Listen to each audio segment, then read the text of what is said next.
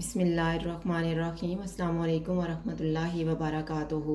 आज हम बना रहे हैं आलू गोश्त।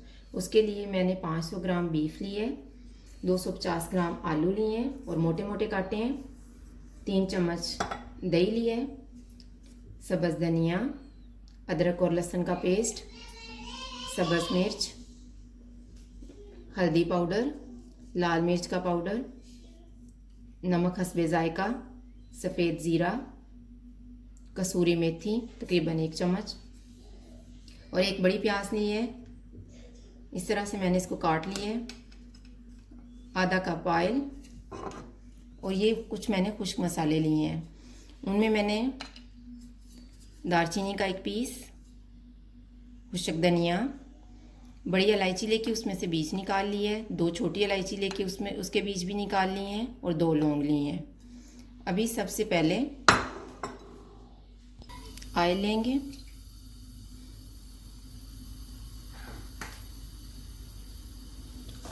और जब ऑयल गर्म हो जाएगा तो उनमें मैं प्याज को गोल्डन फ्राई करूंगी।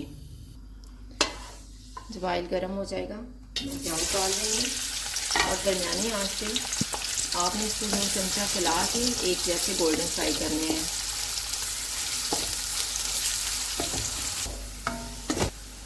अभी ये गोल्डन फ्राई हो गए हैं, चमचा चला के मैंने इनको गोल्डन फ्राई किया। अब मैं एक प्लेट में निकाल लेती हूँ और इसे प्लेट में निकाल के हम फैला देंगे। अभी इसी ऑयल में हम अदरक और लहसुन का पेस्ट डाल देते हैं।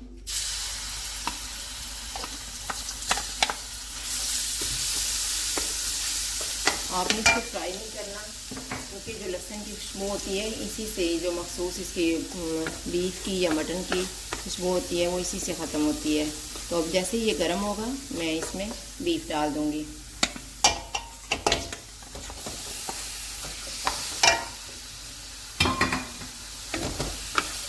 अभी तेज़ आंच रख के हम इसको भूनेंगे। अभी जो हमने साबुत मसाले लिए थे इनको मैं पीस लेती हूँ। अभी हम ये योगर्ट लेंगे,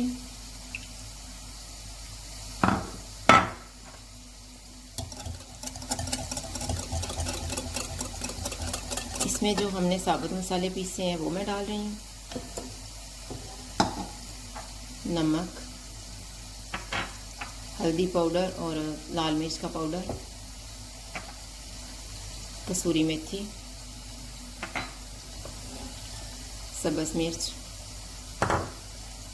इन सबको हम मिक्स कर लेते हैं। अभी मैंने इसको मिक्स किया है, अभी थोड़ा सा और पानी डाल के मैं इसको मिक्स कर लूँगी, क्योंकि जब आप योगर्ट को इस तरह से किसी भी हांडी में डालें तो सही तरह से फेंट के डालें तो ज़्यादा अच्छा होता है।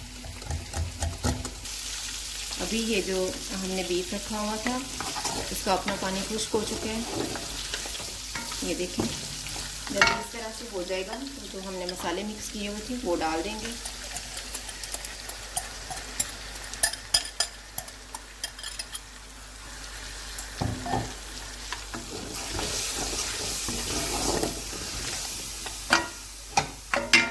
और ये जो प्याज हमने फ्राई की थी इसको ये जब फैला के रखते हैं तो ये सूख जाती है। या तो आप हाथ की मदद से इसको मैश कर लें या फिर चॉपर की मदद से इसको चॉप करके फिर हम डालेंगे। अभी हमने प्याज को चॉप कर लिया है, अभी इसमें डाल देते हैं।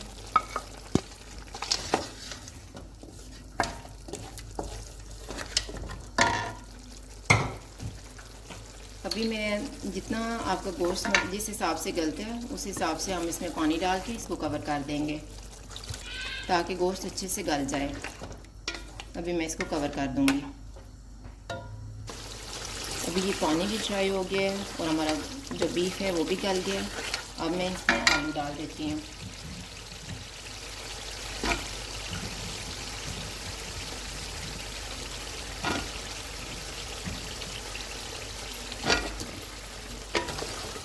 अभी इसको मैं तकरीबन 1 से 2 मिनट तक इस तरह भून के फिर इसमें शोरबे के लिए पानी डाल दूँगी। अभी हम शोरबा तैयार करने के लिए इसमें पानी डाल देते हैं।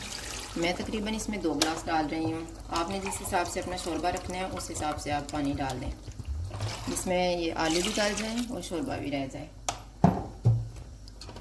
अभी हम इसको कवर कर देते हैं। अभी आलू भी गल गए हैं और शोरबा भी तैयार हो गया। अब इसमें हम सब्ज़ धनिया डाल देते हैं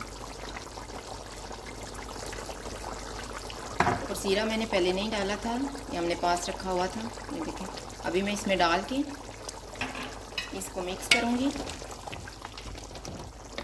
और चूल्हा बंद करके 1 मिनट तक इसको ढाँप लूँगी और इसके बाद हम डिश आउट कर लेंगे। ये हमारा आलू गोश्त तैयार है। अगर आपको हमारी वीडियो अच्छी लगे तो लाइक करें और हमारे चैनल को सब्सक्राइब करें। शुक्रिया, अल्लाह हाफ़िज़।